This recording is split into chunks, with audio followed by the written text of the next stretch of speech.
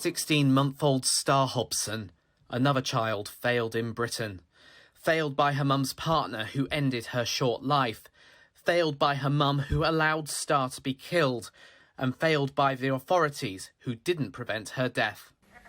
Star, do you love your mums? Do you love me?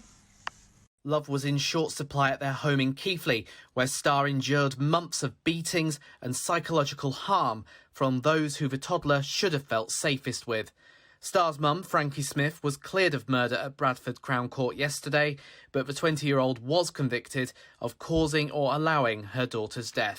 If you want to keep your kneecaps, I suggest you stop sending her them. She's with the #1 psycho. 28-year-old Savannah Brockhill, who ended Star's life less than a month after this video was taken. She was crying and then she stopped crying and then she was sick. And now she's just a little bit floppy, to be honest with you. Prosecutors described the punching, kicking and stamping to Star's abdomen, which ended her life in September last year. Jurors also saw CCTV of Brockhill hitting Star 21 times in 3 hours, moments after this was filmed, as Star sat in a car seat. This was just 8 days before her death. To me, she was just pure evil. Just can't believe she could do something like that to a baby girl.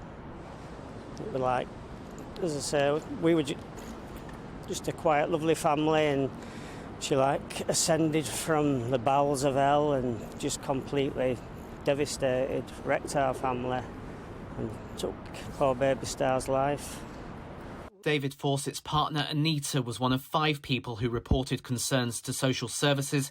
Once again, questions are being asked of those whose job it is to protect children. Questions have absolutely got to be asked of Bradford Council's children's services in this case, because what we saw was the great-grandmother and indeed others express their concerns well in advance of this horrific murder, expressing their concerns to Bradford Council's Children's Services, and yet nothing was done.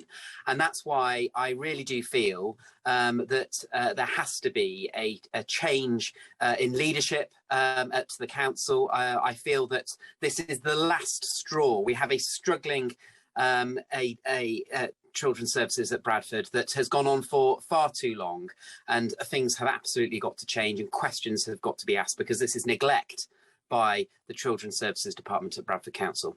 The Labour leader of Bradford Council, Susan Hinchcliffe, said, "Star was let down and we all want to know if anything could have been done differently.